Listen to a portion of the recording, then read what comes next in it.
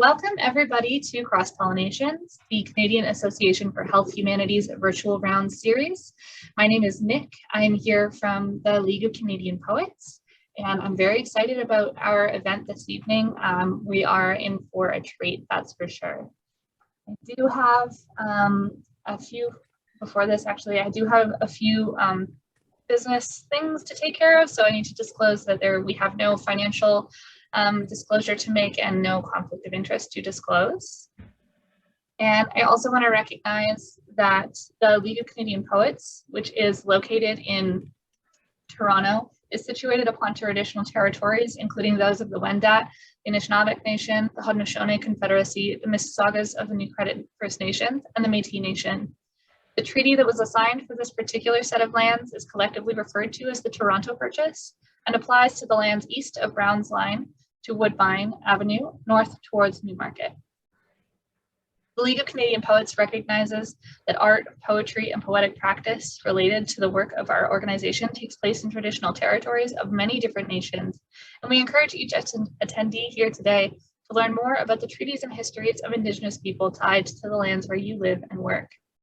I personally am actually tuning in from Kitchener, which is situated on the traditional territories of the Haudenosaunee, the Anishinaabe, and the neutral peoples. Fairly new to it still, and still learning the land acknowledgement. I do also just want to acknowledge that, particularly for people in the arts, land acknowledgements may have become something that feel very rote and meaningless. And I don't feel that they are at all. Even as we all do become more familiar with which traditional territories we are situated upon, I think that is only a good thing. And I think it's a privilege to be able to read this land acknowledgement at every event. And I do hope that each of you will continue to learn about the work of the Indigenous peoples in your area, and maybe check out local events or Indigenous-owned businesses or organizations doing work in your area. This slide, I'm just going to read it. Each presenter has been given instructions about the conflict of interest form prior to their proposed session date. Included in this package are instructions on how to mitigate bias in their presentations. Through this process, we endeavor to prevent any perceived or real conflicts of interest. However, if any conflicts of interest become apparent during the session, please alert myself via the Zoom chat and I will intervene. And tonight's medical presentation, which will happen in the second half of the hour, we will be joined by Monica Kidd and Pam Hall. They will look at the arguments for artists and residents at medical schools and review which schools have tried it. And then we will take a look at a pre-recorded conversation with two other people who have facilitated it. But before that, I am very, very excited to welcome Andrea Thompson. Andrea, if you don't mind giving me just 1 second, I'm going to pull up your bio. And then I promise I will stop talking for a while. And oh, I'm going to spotlight you while we are, there we go, perfect. So Andrea Thompson has been publishing and performing her work for over 25 years. In 2005, her spoken word album, One, was nominated for a Canadian Urban Music Award, and in 2009, she was the Canadian Festival of Spoken Word's Poet of Honor. In 2019, her poetry album, Pollinations, helped earn her the League of Canadian Poets Sherry D. Wilson Golden Beret Award.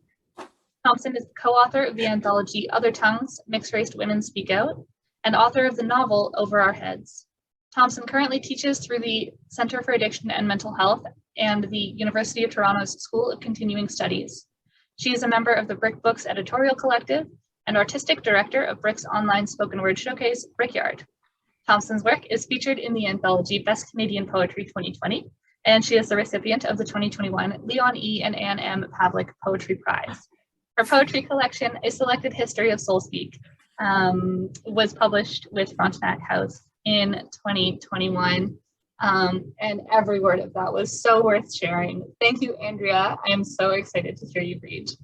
Thanks so much, Nick, and thanks for inviting me here to share this work and to share this space under this theme. I was saying to Nick before we started that I'm a big advocate of mental health, and especially the intersection of mental health and writing and performing poetry, spoken word, as a tool for positive mental health and empowerment. So I've been teaching at CAMH for the last couple of years, and Workman Arts, which is another organization, for about 5 years. So I'm going to share some poems with you today, some personal, some kind of touching on my experience as a facilitator. The first one is called Air Hug, and I wrote it April 20th, 2020. And it was at a time when a lot of times, you know, I talk about art and creativity as a kind of response to being full of thoughts, full of emotions. And at this point in time, when we were all kind of reeling with this new paradigm, this new pandemic paradigm, I think a lot of us were in that state. So this was a very helpful poem for me to write. Kindness, it's all we have now. As we travel this Jeremy Bearimy Kubler-Ross path, this Cracker Jack's box terrain, as we play whack-a-mole with untenable emotional states. We have denied standing 6 feet apart in endless snaking store lines to buy beer and gummy bears and cookie dough and chocolate and pesto and pasta and vodka and whatever will turn whatever we can, anything that will turn it all into some sort of palatable blur. We have bunkered in and hunkered down on Netflix binges and buttered popcorn, begging our flickering boxes to make us laugh, to make us forget for a while. We have raised our voices, raised our arms to the sky, shaking fists, cursing fate, politicians, governments, cursing each other for opinions we declare to be at best ridiculous and at worst a social danger. We have wished we could muzzle one another. We have Googled and clicked and taken the bait. We have raged and raged and raged and raged. We've said, okay to it all. Okay to just one more day till we get back to normal. One more week, maybe a month tops. We have surrendered civil liberties like they were tissue from an endless box. We've closed our eyes, waved the white flag in order to keep ourselves sane. We have begun silver lining campaigns, have designed lawn signs in support of the homeless, have started caremongering initiatives. We have painted pictures, composed music, written poems, chanting, "This is the new normal." And then some madman with a gun sets his demons loose, and we begin that Kubler-Ross dance all over again. The numbers climb with mind-numbing consistency through the minutes, hours, and days that follow, 13, then 15, then 16, to now 19, and likely more beautiful humans from a sleepy seaside town cut down for no good reason at all. And I don't know about you, but this is where I get off the bus. This is where I start crying in the pet food aisle. Unashamed, knowing that the faces behind all these apocalyptic masks hold back tears of their own. We keep on keeping on, but really it's all too much. It's too much. Too much has been lost to do anything else today but cry and pray and mourn. Kindness, it's all we have now. Nova Scotia, I write this poem to offer my condolences. This is my virtual bouquet. These words are my air hug. You are in my heart today. I send you my love. Okay. So the next poem I'm sharing is, oh, hearts. Oh, thank you. You guys are sweet. Thank you. So the next poem is a pretty personal poem. So I guess I'm diving right in. And it was from a time, I think like that dark night of the soul. This was something that I wrote during the darkest of my dark nights of the soul. And I've since come out of it through the other side and a much, much better place. So I just want to say that as a disclaimer. Also as a prompt, or sorry, what is it called? A trigger warning. This deals with thoughts of suicide. It's called Note to Self. It's published in, it was published in the League of Canadian Poets chapbook called You Are a Flower Growing Off the Side of a Cliff, Poems About Mental Health and Resiliency. And this was edited by Rayanne Haynes in the spring of 2021. One stanza in the poem is a rephrasing of the lines. Hey, Lisa, thank you. Stopping by Woods on a Snowy Evening by Robert Frost. And the lines are, though the woods are lovely, dark and deep, I have promises to keep. Oh, and Nick has put a link to that fabulous chapbook, really gorgeous chapbook. Holy cow, great chapbook in the chat. Okay, note to self. 1, just because you keep thinking about suicide doesn't mean you're going to kill yourself. Remember, you're a problem solver. You're just trying to find a way out. 2, when this solution is no longer on your list of possibilities, you'll know for sure you're out of the woods. 3, though the woods are lovely, dark and deep, I have promises to keep. 4, your actions set an example for your niece and nephew. Imagine them at the funeral. 5, you've been here before and survived it. 6, don't drink too much wine or you'll go out like Janis Joplin, like your mom. 7, pray, you're on your knees anyway. 8, it's always darkest before the dawn, this too shall pass. What doesn't kill you makes you stronger, have become cliches in the human lexicon for a reason. 9, sometimes life takes everyone away, so there will be no one left to talk to but God. 10, don't forget, you're impulsive. Store the sleeping pills away from the bed. Okay, so the next 2 poems I'm going to share are from my new collection that Nick mentioned. Here it is. And I want to show it because it has a beautiful cover that was painted by one of my former students. And it's from Frontenac Press.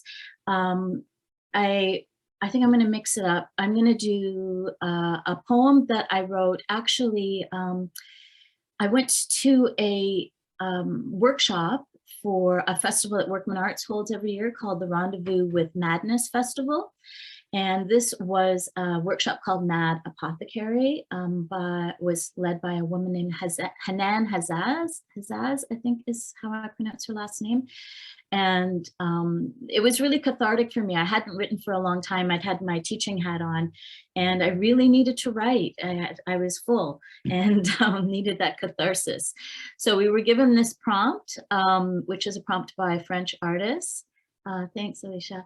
And the prompt is, art is a wound turned to light. So this is what I cooked up from that. It's called Wound Turned to Light, and it's the last poem from my book. The light of witnessing existence makes everything beautiful again, brings rebirth to those disowned parts of self, those shattered fragments the world has deemed unworthy.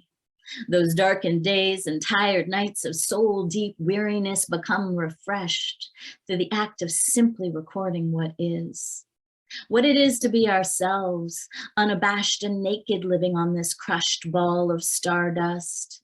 What it is to be us, hurtling through the universe, bouncing up against each other like ideological pinballs. At a time when the polarity of this planet has sent all of us off on our own diametrical trajectory away from the core. When the weight of interpersonal animosity has become staggeringly crippling. When the term respectfully disagree is about to become extinct. In this moment, I bow down and thank God for bestowing us with the gift of creativity, for endowing all of us humans a life-giving method of release to the pressures of simply existing. A way to translate pain into beauty, a way to open up the valve on it all and begin to let off steam. What a gift it is to be given this moment, to be invited to express all the colors of this jagged emotional palette without judgment, to simply say yes, Yes to the raw red of rage. Yes to the yellow of hope. Yes to the bruised-hearted blues. Yes to the unfathomable purple. Yes. Yes, yes, yes, yes, yes, yes, yes. Yes, and amen to it all. Okay, thanks, Nick. Okay, so this is my last poem, and this is in my book, and it's also on my album called Solo Orations. And this is poems with music by a very talented musician named Everin Oz. And I think I can play the track in the background. I don't know. I'm not a tech whiz, but I would like to try. I would like to try that. I think it would be fun. So I wrote this. I was thinking about my own perfectionism as an artist and how it was really just stifling me. It was just freezing me up. You know, it's like when you're an emerging artist, you're afraid that nobody will listen to you. And when you've been around for a while, you're afraid that people will. And, and maybe expect something from you that you won't be able to deliver. So I was kind of bound up in that kind of scenario. And I was thinking about the pep talk that I give to my students. I've been teaching for a really long time.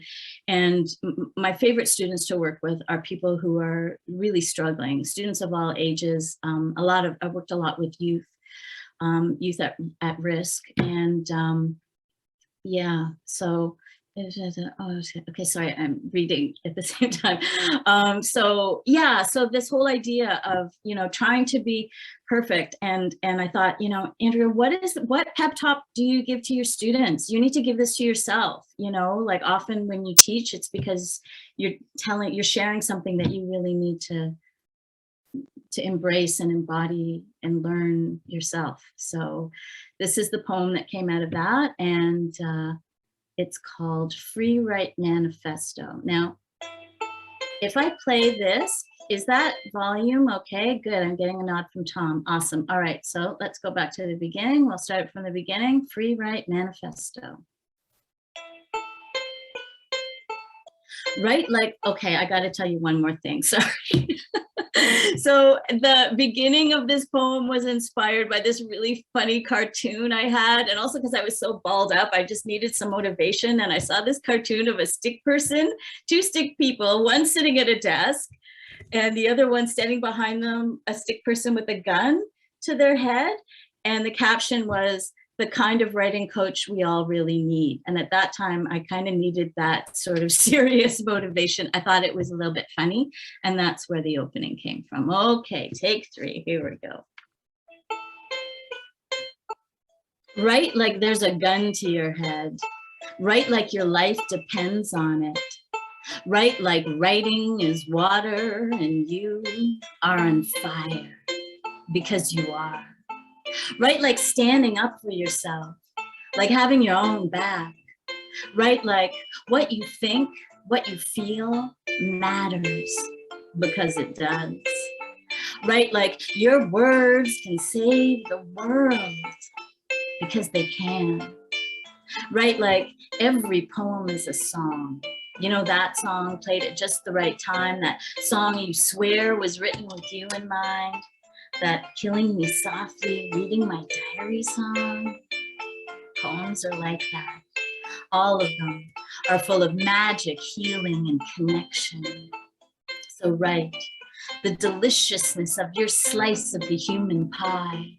Write the beauty of your perspective, your view from there where you now are, there, from your spot on the crest of this interconnected circumference.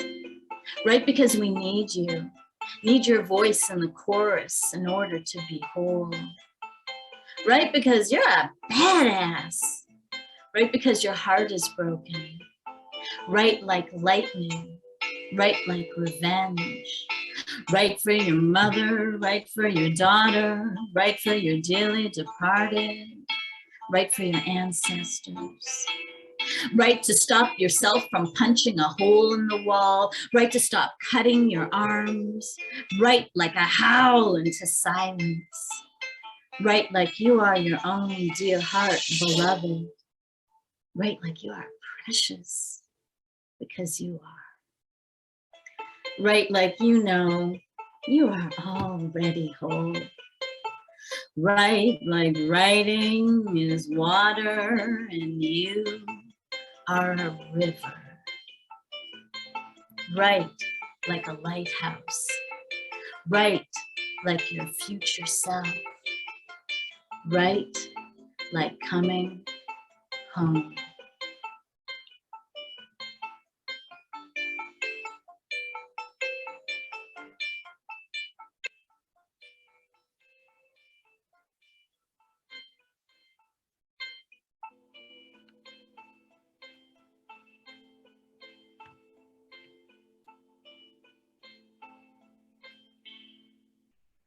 Okay, that's it. Thank you. Thanks, everybody.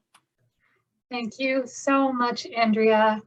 I think I've heard that last piece several times at this point in my life now, and every time it gives me goosebumps, and every time it feels like just breath in my chest, just filling my chest and my heart. It's so beautiful. Thank you so much. Thank you so much. That's sweet. Thank you.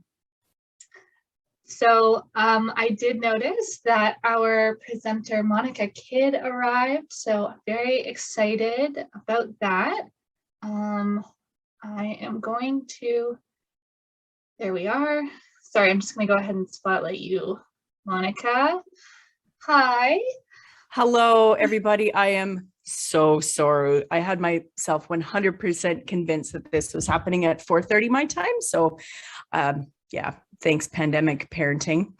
Apologies. And Andrea, I only caught the last bit of your performance. It was beautiful. I'm sorry that I'm coming in late. No problem at all. Truly, it's a pandemic. It's a pandemic. It's a pandemic. And handily for you, this is being recorded, so you get to relive Andrea's performance. Oh, good. Yes. Excellent. Thank you. And I'm going to apologize for this weird cutout around my head, but I'm home with children and anything could happen. So I thought this was better. So I'm going to just cut out the preliminaries unless there's anything else we need to. No, not at all. Yeah, jump right in. Okay. I am going to share my screen.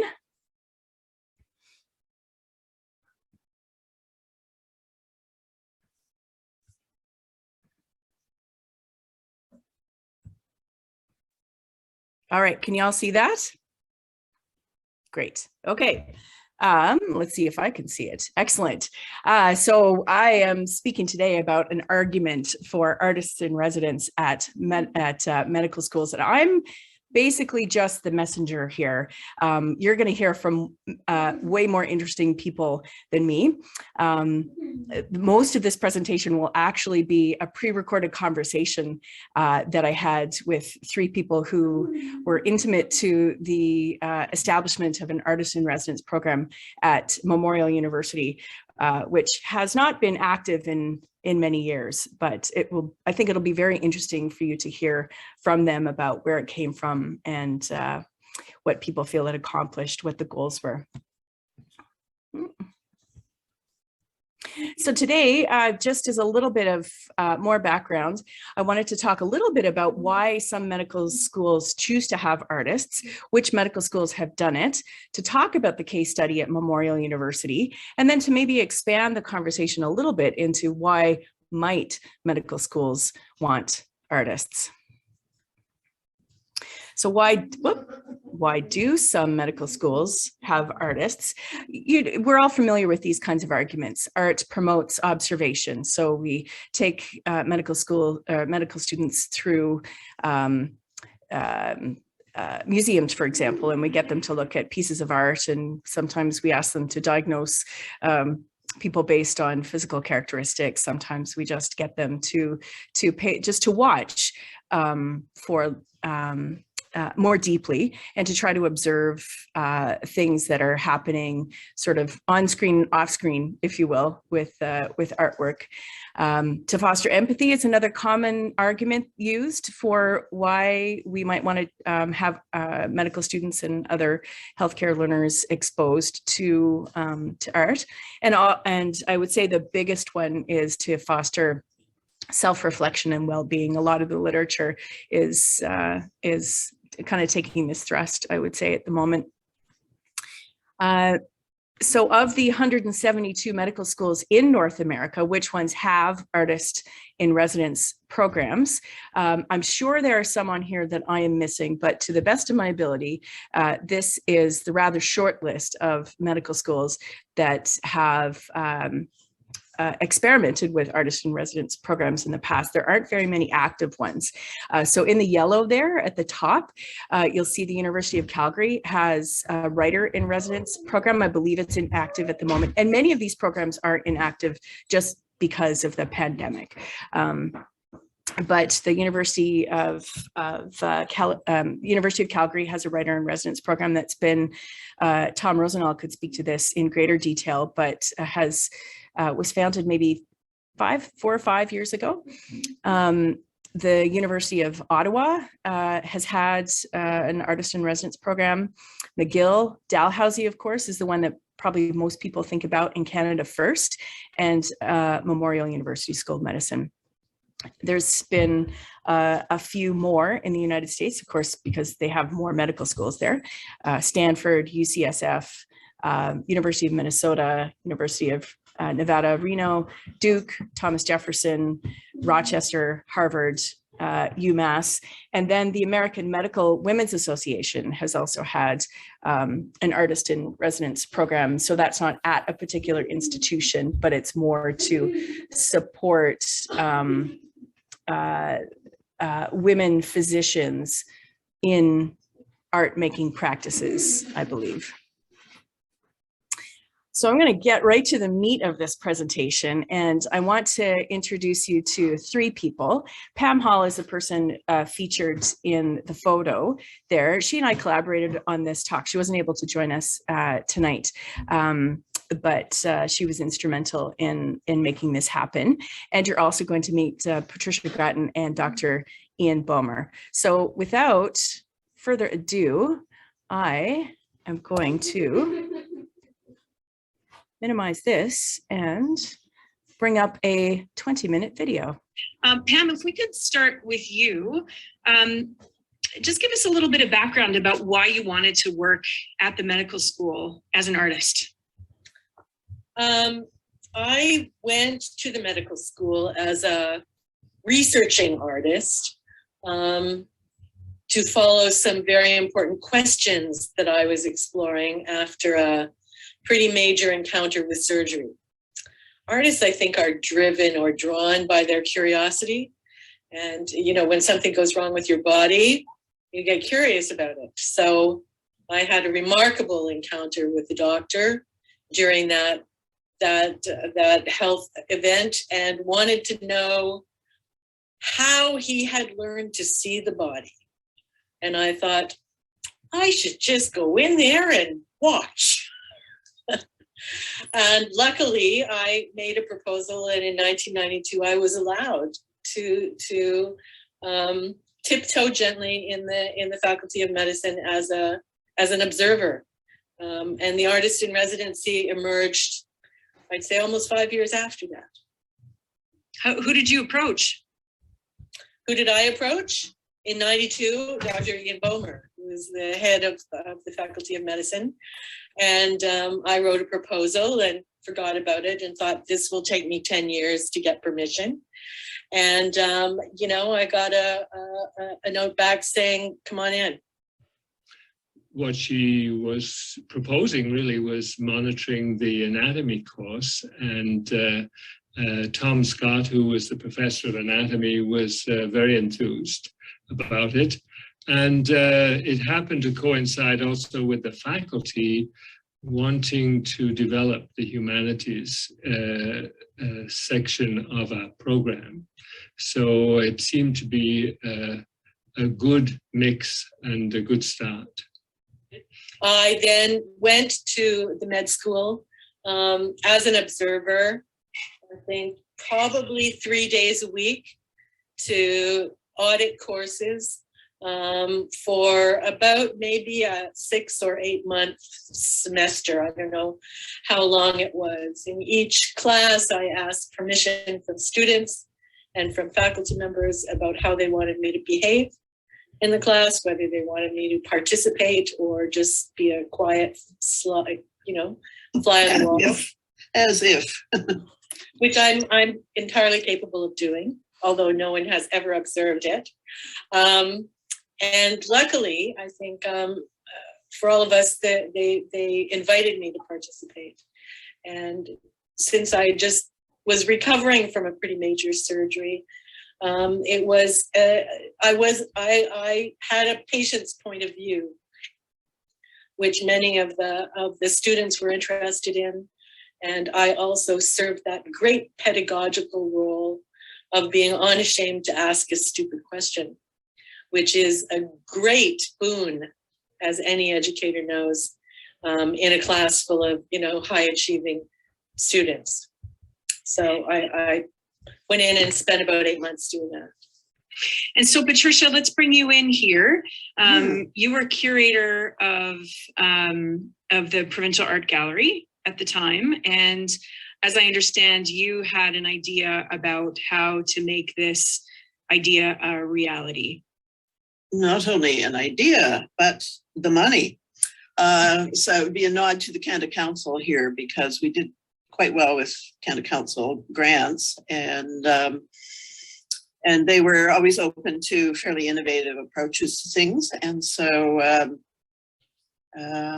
I allocated some funding for this because for me, as a gallery director, I'm always interested in building new audiences for art, whether they're lying prone in a bed or studying anatomy or whatever. I'm looking for ways to engage them with art and artists, and also looking for ways to provide new opportunities for artists. So Ian's willingness to entertain this at the medical school, was great from my perspective. I don't think I had any firm expectations, and I didn't really know whether it'd be possible for an artist to work with patients in any way, or with the staff or students of the medical school. But certainly it's a context in which, I guess, good and terrible things happen. People have profound moments that can alter their lives. And so certainly seemed as if it would be challenging, but really sort of fertile context into which an artist could go and see what happened. You, however, I would think, have to have the right artist. I didn't really have expectations. I was hopeful. I was hopeful not for a particular product or a project or a set of experience, but I was hopeful for access. As Patricia said, this is a set of communities operating together, not just with some very vulnerable populations, but also with some very focused preoccupations. Being a medical student is very hard and is quite demanding, right? Faculty members are also, many of them, clinicians. Participating in the artist in residence's crazy projects, even if they sounded interesting, was not a high priority. When you have, a high pressured education staring you down in the lecture room every day, or patients to care for and life and death stuff, art doesn't seem very important inside of that set of communities. So it was profoundly privileging to be invited in And it was profoundly challenging to step lightly enough so that I didn't get thrown out. And that, you know, I learned patience in the med school, which some people would deny that I learned well, but most of the patience that I have, I learned there. It's also one of the places I learned to collaborate as an artist, which I've been doing for decades since that time. And it is certainly the place that brought a deep consideration of ethics to the way I work with and alongside others in communities. I've done work with people in communities many, many times, whether they're fishers or women or, you know, food processing plant workers or young doctors. And I learned how to do that in the 2 years that I was in the Faculty of Medicine. I mean, I went in there with a question. How did doctors, especially male doctors, learn to see and interact with the female body? Right? Very interested in that question. And so how do you get into a situation where you can watch them? You learn from their teachers. You learn alongside them. If you're lucky, you get to interview them. I spent a lot of time talking directly with med students. I had 10 or 12, I can't remember, and I think I had a dozen self-selected volunteers who were med students who I called my baby docs. And I did a number of projects with them. Some might describe those as procedures. And all the way through those 2 years, I interviewed them. And much of the work I made was making their feelings visible in their own language, whether that was written across a drawing or in a film I made alongside them at their request, right? So my expectations were, please let me stay here long enough to figure out the right questions to ask.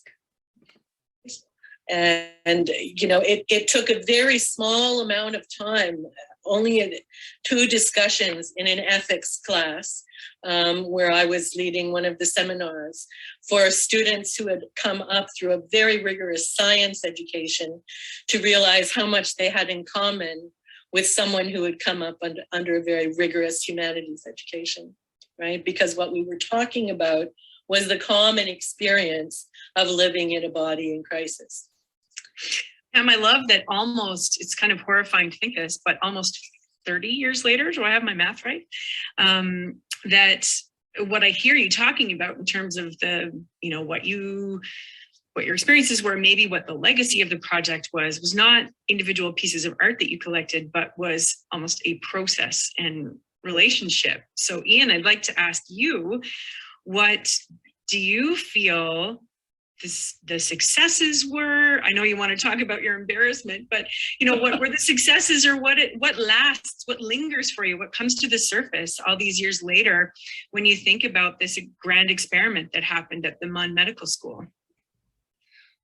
I think I'd like to put it a little bit in context, because we had recently, within about 3 or 4 years of Pam's arrival, hired our first professor of medical ethics.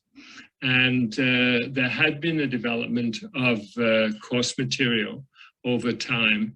And one of the areas that we were particularly interested in was the recognition of the power relationship that exists between the physician and the patient, and how vulnerable a patient can be especially when they're ill, but just as across the desk because of the white coat, because of the stethoscope. And I think Pam's initial reaction following her illness was very, it resonated with me in terms of the way that we wanted our physicians to learn about their interactions with patients. And it was something that we'd been discussing very quite a lot within the faculty. So my hope was that experience and especially the way that Pam approached it with inviting members of the class to join taking them into a house, taking them into a studio, but also participating in the ethics course as a teacher and bringing her experience to that, I thought was going to make a profound impression. And certainly it did on a number of faculty, and it certainly did on those students. Where I was particularly interested in is that she could take an idea and example, the power relationship, and turn it into an art project. And she will remember this because it was her project, but she took a number of us and asked us to be photographed in the clinic, but in our street clothes, in our professional clothes, and in a Johnny shirt.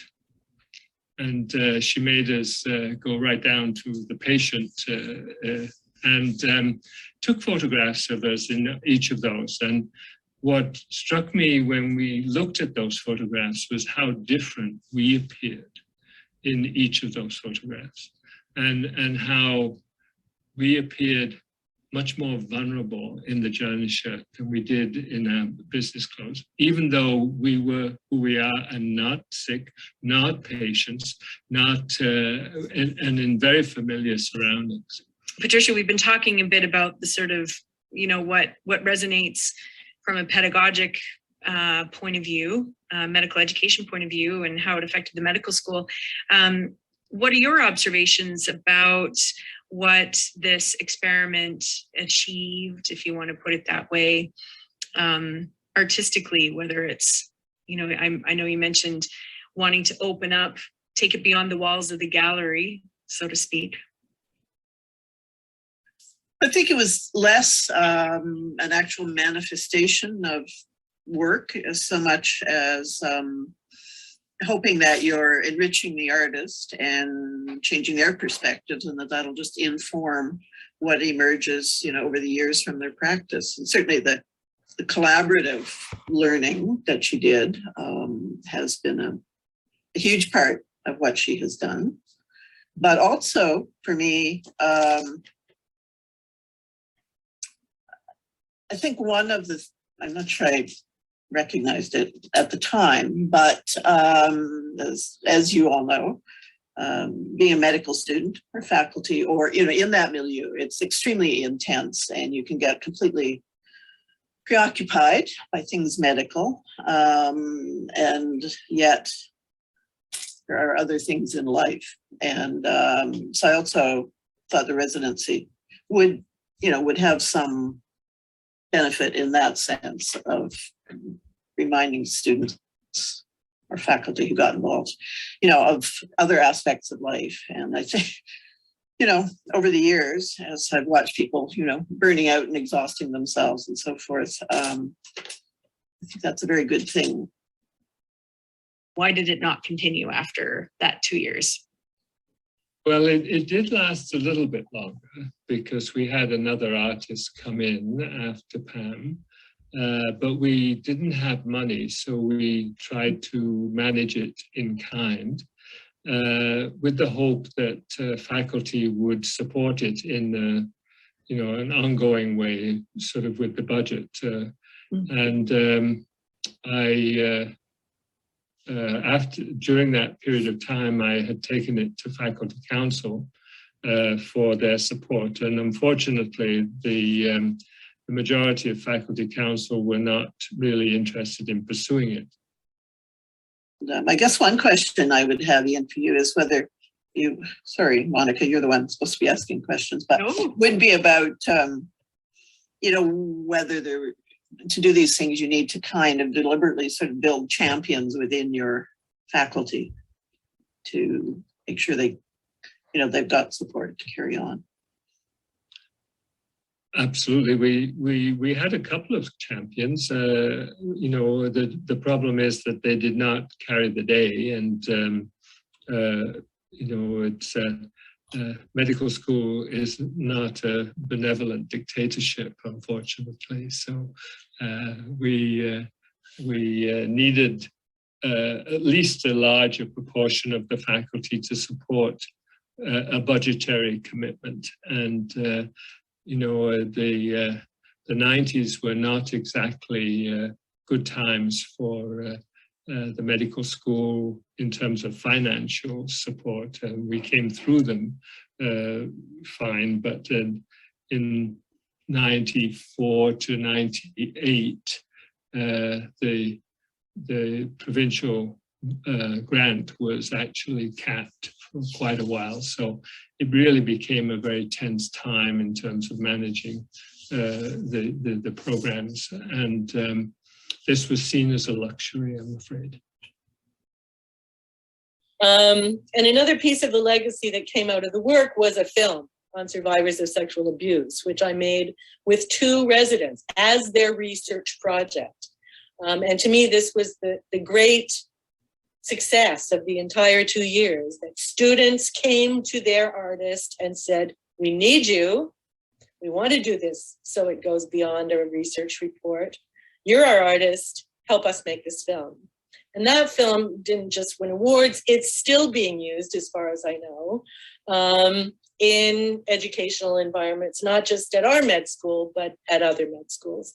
And it was made by young doctors. And I'm very proud of being there to roll my sleeves up and help them make it. So that rolls into what I would advise another med school who wanted to bring in an artist, and that is know why.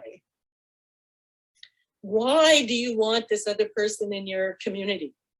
Because you're going to have to justify it to the people whose time they want to take, to the people who they want to, you know, make work to speak to put into encounter with.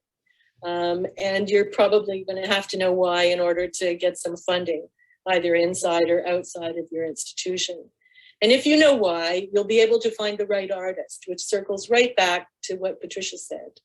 You know, an artist in residence in and of themselves is not necessarily a good thing. You could do a lot of damage in an educational system where people are spending most of their time prioritizing their learning. And you could do a lot of good, or you could have a kind of no effect at all. I think that university institutions, whether they're med schools or, you know, faculties of physics, need to understand that they are not holding a monopoly on how to know the world. And neither are artists, neither are anthropologists. We're at a point where we need as many different disciplinary and non-disciplinary community, Indigenous, non-Indigenous, immigrant, you know, ways of knowing being brought to bear on these problems of health and well-being that, you know, is the central kind of, you know, preoccupation of a faculty of medicine. Whose medicine? You know, for whom? And, you know, the politics that Ian described at the beginning are still profoundly present. And especially in healthcare systems where we're looking to empower patients, to empower other professional practitioners in partnership with doctors, and to empower doctors as thoughtful, whole, balanced human beings who live beyond a very narrow kind of understanding of the human body. I mean, an artist isn't going to hurt in that situation. We make a very good little thorn Well, in the side of presumption. That's our job.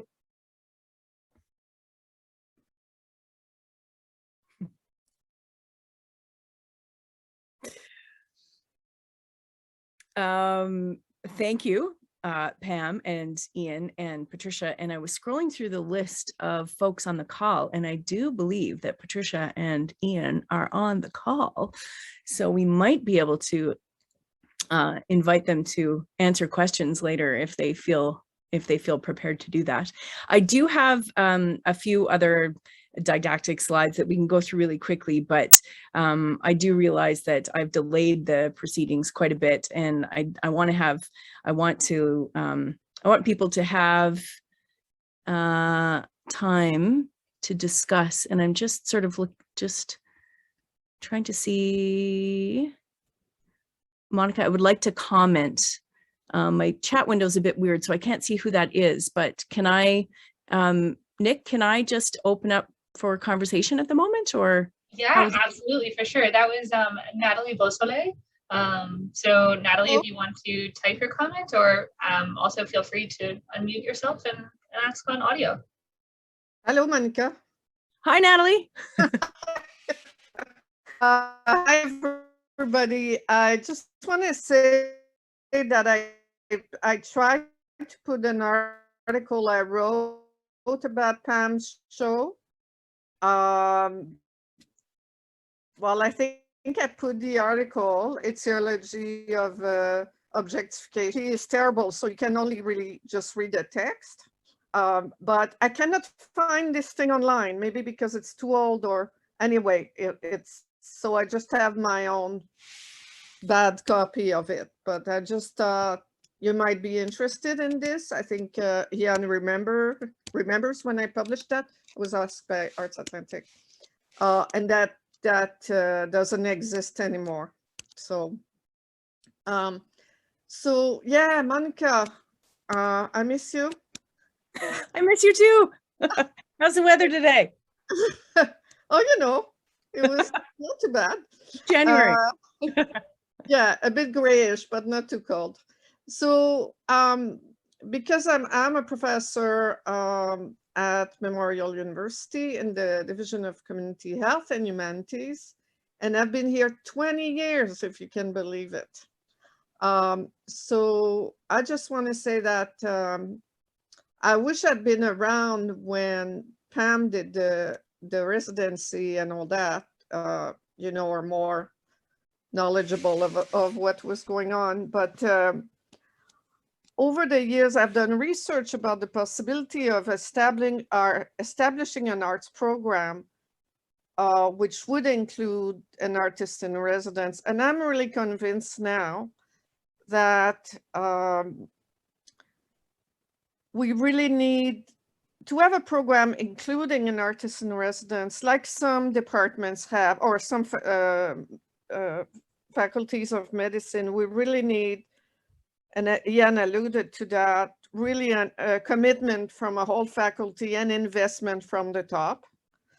I know that's what happened at Dalhousie University, that they had real financial and everything commitment.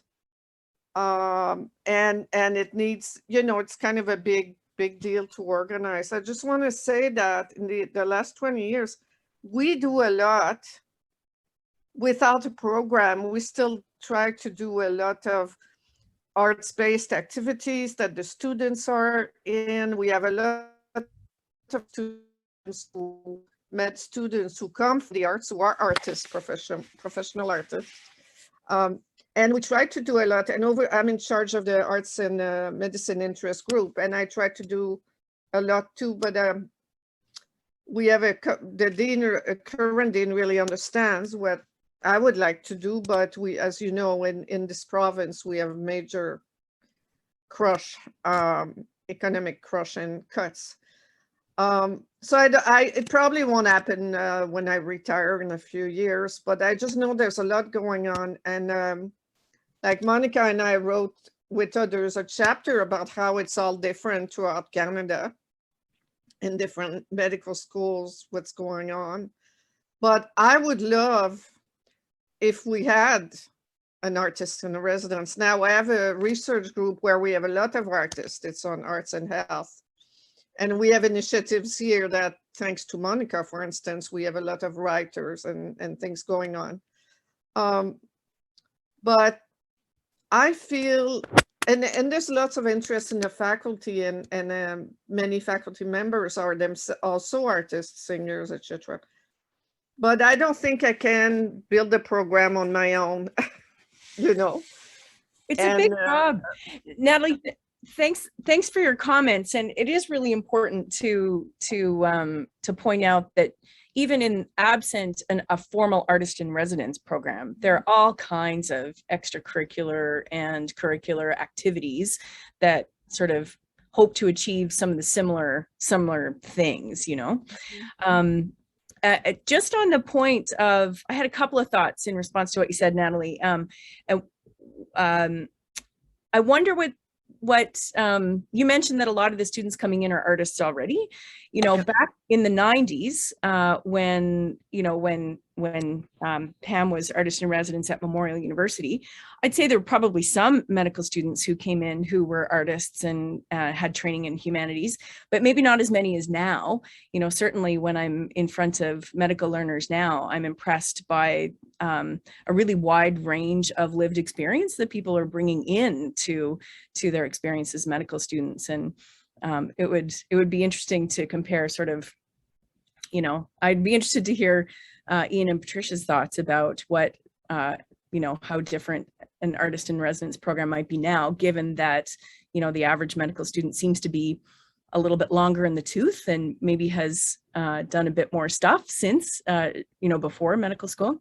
But I did, and also, Natalie, on your point of sort of needing to marshal you know, a team behind you, I did put some thoughts together about like arguments for artist in residence programs. So I will maybe just show a couple more slides here. So why might medical schools want artists? To me, I think one of the strongest, you know, we talked about empathy, we talked about observation, we talked about well-being, and those are all great things and important. I'm starting to feel more strongly about the potential of art to, in kind of social transformation and highlighting inequities. So, I mean, we don't even need to go into this in detail. Everyone on this call knows very well that health outcomes are very different according to you know, whether you have access to stuff, whether you have income, whether you have a roof over your head, whether you have been able to have education, whether you have childcare. And yet we don't really talk about that very much in medical school, I don't think. A study from the AAAMC's Diversity in Medicine from 2019 showed that med school faculty continue to be predominantly white and male, and especially so at the professor and associate professor ranks. And most active physicians in the workforce are white and male. So there is still a question of diversity amongst the teachers and amongst the sort of establishment in medicine. We don't really know what the situation is in Canada. This was from Dr. Adam Kassam, who's the current president of the Ontario Medical Association, writing in the Toronto Star. This is a few years ago, but he said, this is what we do know. According to the CMA, 41% of physicians in Canada and 40% in Ontario were female. The Associations of Faculties of Medicine of Canada reported that the percentage of female graduates from accredited Canadian medical schools have exceeded their male counterparts since 2001. Surprisingly, neither of these national medical bodies nor any Canadian medical school have stats or demographic information on visible minorities, choosing only to report on age and gender. So even though we know that that many, you know, that racialized Canadians have greater risk of poor health outcomes than non-racialized Canadians, we still don't even talk about that in terms of like the personnel of medical educators and working physicians.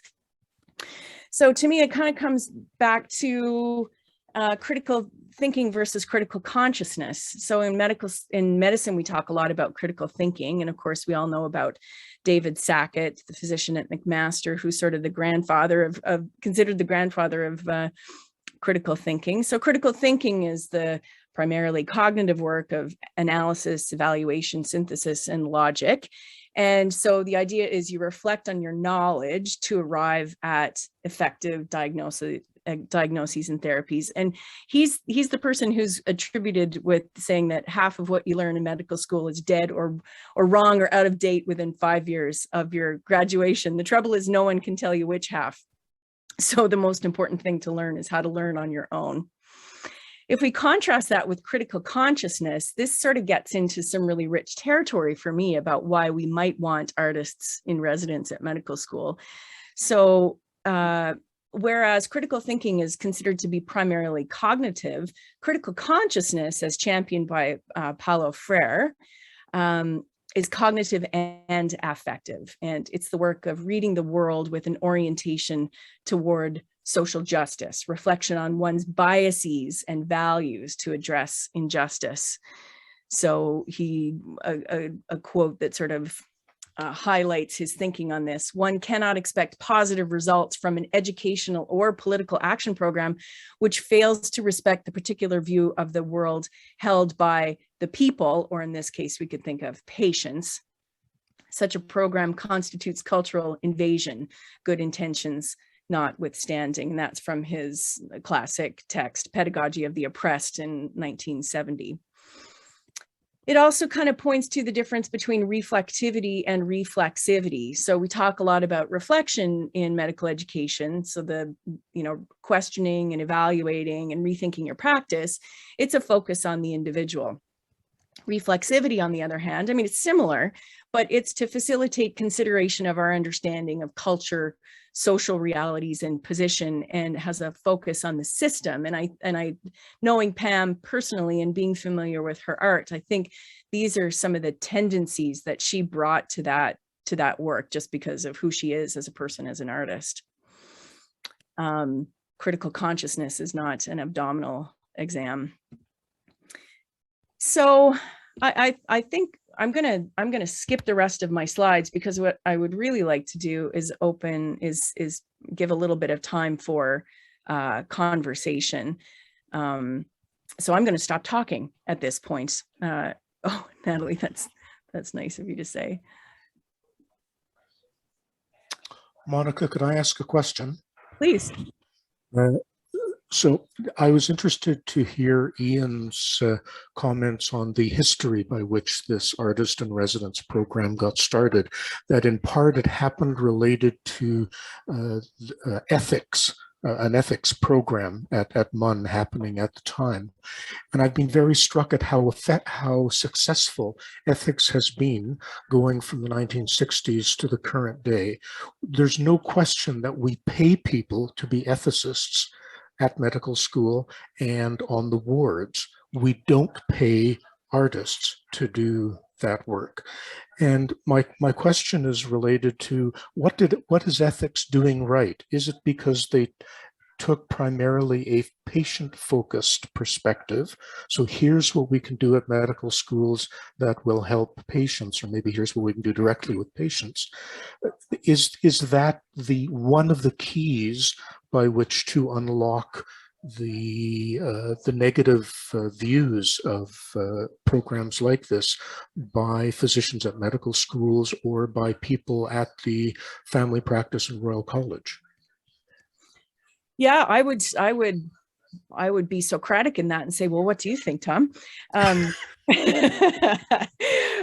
no, it's an interesting question. I feel like it might in part come down to this notion that people think that, I don't know, that art is just something that just sort of just flows out of artists, and they just do it, spontaneously all day long, and it's a joy for them to do it, and it's not a job. I have a t-shirt from the visual artists of Newfoundland and Labrador. I like to wear it to at every opportunity. I should have worn it tonight, but it says art equals work, which is a very basic statement, can also be quite inflammatory in some circles. But I don't think there is a wide appreciation in medicine, I'll say, appreciation that art is work, like being a practicing ethicist is work, So there might just be a sort of fundamental bias there at play. But I don't know, what do you think our ethicists are doing right?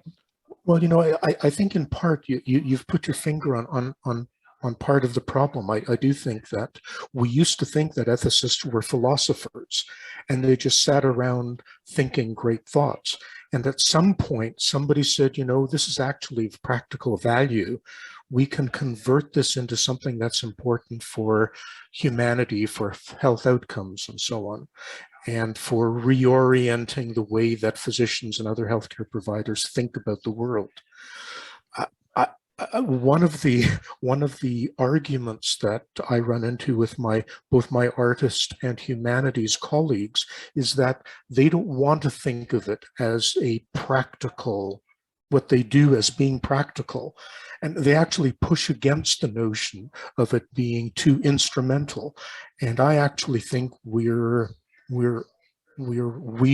as a health humanities community are wrong about thinking about it that way. I think we should see it very instrumentally. Okay, maybe there's a non-instrumental component to it. I'm sure there will be people putting up their hands and working in that way, but I think looking at it as an applied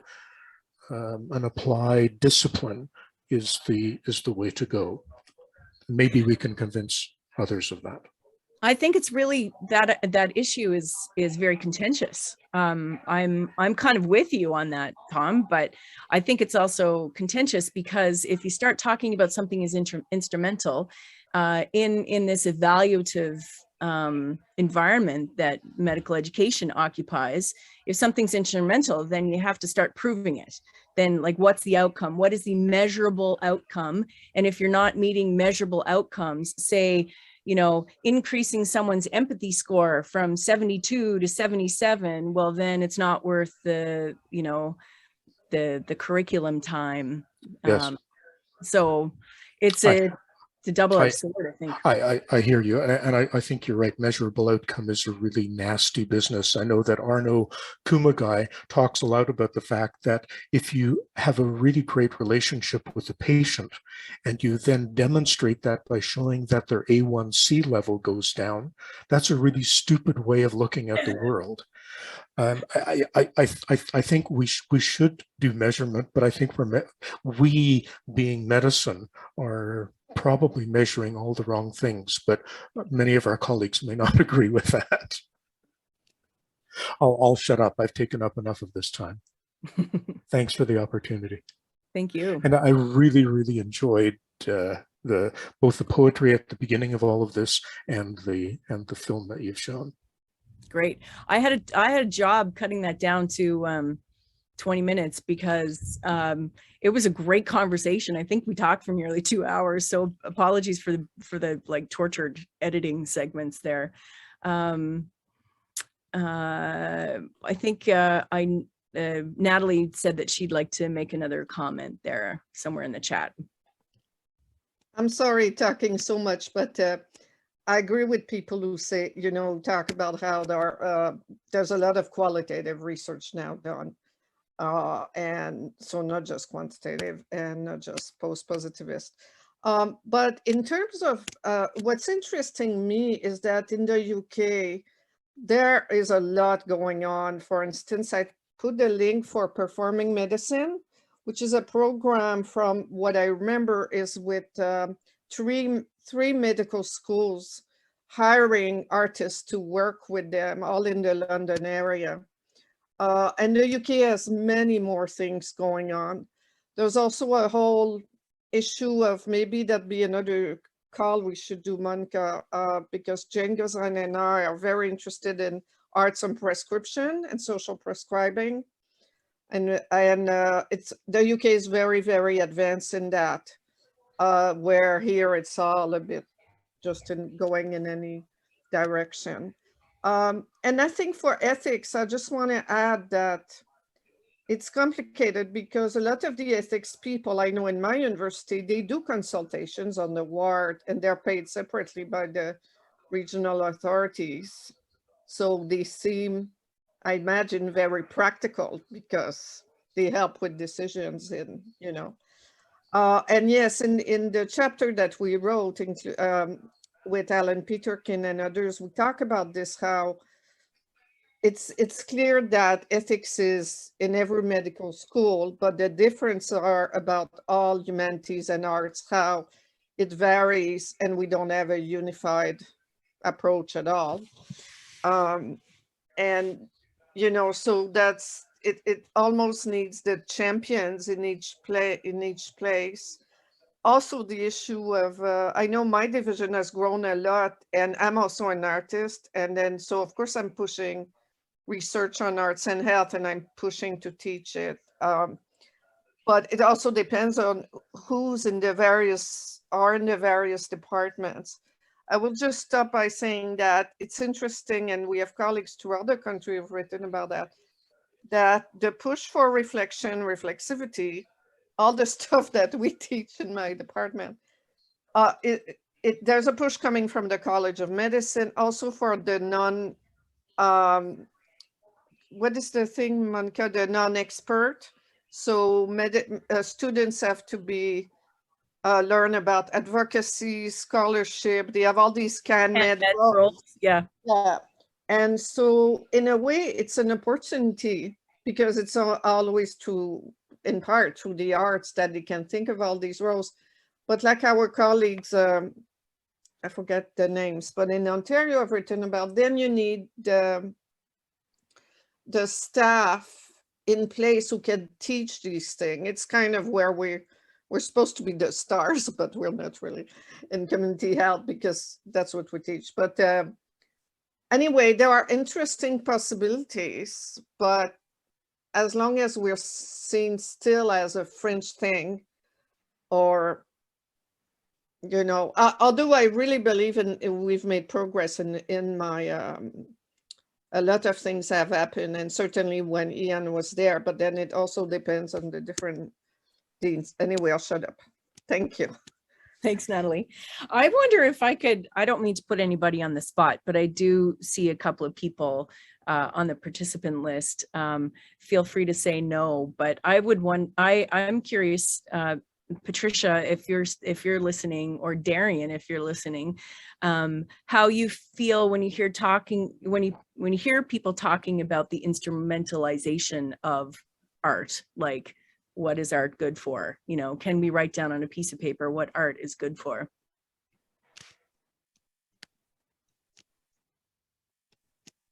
Those are fighting words. Yeah, I mean, super controversial. I think I feel like there's two ways to kind of go about it. First would be to get in the door by any means possible, and then try to create the kind of sea change once you're in there, to try to change culture and not just like observation skills. So the instrumentalist version versus the tacit, implicit ways that artists can change culture. So I guess that's one way to do it. But I think, if artists feel like they have to kind of sell their souls in order to do that first thing, to get the chance to do the second thing. So I don't have a good answer for that, but yeah, those kind of conversations come up a lot. So I appreciate it happening here too. Thanks for being willing to talk. Yeah. And I just add a couple of things, I guess. I'm not sure instrumentalization has to be a really bad word. It might have its place, but I think a lot of the way art can work is quite subtle, or even may not manifest for a long time. So it really does present some difficulties for which I have no real answers. I will say firmly, art making is professional work and it must be paid. So no institution should get into this with any presumptions about artists doing it for free. It's not fair. And I think that's probably all I have to say on that one. It's complicated, right? You're having to build credibility, and the notion everything can be measured is just still so prevalent. Thank you, Patricia. Appreciate that. Ian, did you want to have any further cut? I had to cut so much of our conversation. This is your opportunity to to say something that you didn't get the chance to earlier. Well, I didn't really want to say anything about that, but I do want to take something up with the medical ethics side of things. And I think the way that medical ethics presented itself in the 70s, 80s, 90s, it all arose out of it becoming a discipline. And I don't think that making art has been seen as, by the general population anyway, as a discipline. Individual discipline, yes, but not as a academic endeavor. History of art, yes, but not making art.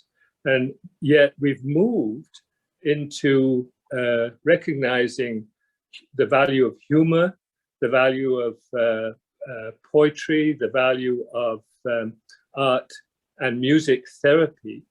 And we've started involving, patient recovery as part of art, involvement with art. So I think Natalie's point about having some qualitative research in this area is an important one, because what I see that has become a result of what we've done back in the 90s, there's been an organic sort of expression, an increase in the interest in the humanities side. And Bob Woodland pointed out in the chat that the whole admissions process has changed. We've looked for, we've reduced the emphasis on science and we've increased the emphasis on humanities. And that, I think, is why you have such an increased diversity in the population. And, Carol Ann mentioned in the chat about the art show that she started in the annual meeting. We've seen the talent, and I think people appreciate it. And now it has to be incorporated and integrated. But it's like so many new things in medicine, they tend to start on the edge and they move into they get integrated into the profession. Doesn't matter whether it's a new drug or whether it's working in teams or whether it's appreciating the value of expression through art. We will see it more and more, but it's taken 20 odd years to get to this point in time. And we're still talking, sadly, about, wouldn't it be a good idea to have it more formalized in the curriculum? And that's the saddest part of the presentation to me. Andrea, if I had had my act together, we would have done this section and then you would have had a chance to respond poetically. I don't know if, I'm not asking you to, make a poem on the spot, but if you had any response that you wanted to add here, please jump in. Yeah, I would love to. So I was saying earlier to the group before you came, I've been using poetry and spoken word as a tool to work with students of all ages, but a lot with youth and youth at risk. Working with a group at Sick Kids Hospital with the youth there that are, there's two different groups. There's the substance abuse groups and the eating disorder clinic. So, looking at those groups, more kind of traditional groups that are sociologically or economically disadvantaged in challenging neighborhoods, dealing with drugs, dealing with gang situations. I've seen across the board, spoken word has been an incredibly powerful tool to transform lives. And, I can see like there's the matter of how do we measure this in a really kind of statistical, tangible form, which that's not my wheelhouse, but I've seen students that were ready to drop out that were able to not only become re-engaged in their education, but act as mentors to other students. More recently, working with people through CAMH, I've seen people who are starting with real challenges on a functional level over the course of a couple of years, reach the point where they're engaged as artists and coming to the group as artists and able to facilitate other people in the group in terms of their own practice and seeing themselves as artists. So what was started as something that maybe was thought of almost as a group therapy turned into something that had a really powerful effect on their identity. In every case, you know, it's always a really transformative tool in terms of people's self-esteem. There's kind of this adage in the spoken word community, a lot of people in spoken word work with grassroots organizations, work with disadvantaged populations, marginalized populations. And there's this saying that a poem can change a life.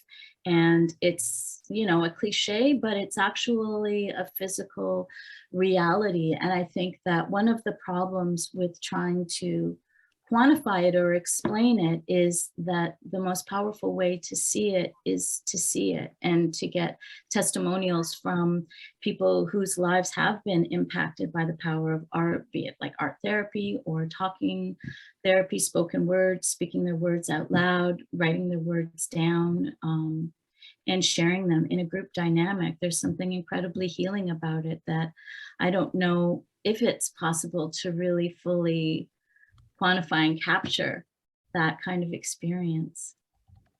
It's sort of a mug's game to think that we could or should be able to quantify the value of inspiration or seeing something differently for the first time. You know, it's that's what seems so impossible about this, because we all sort of know it in our hearts that it matters, right? Yeah. And I, Yeah. a couple of things, of course.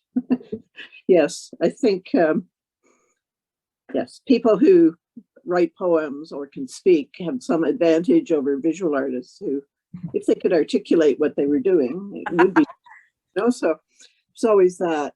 Natalie mentioned social prescribing as something that's now starting to happen with literally patients being sent to go to galleries and museums.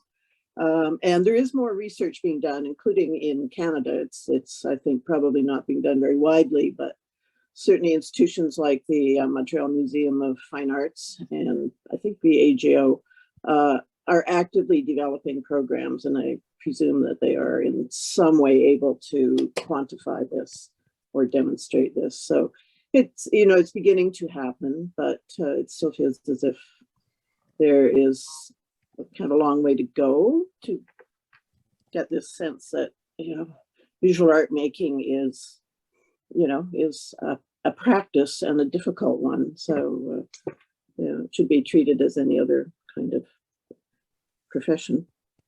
Anyway.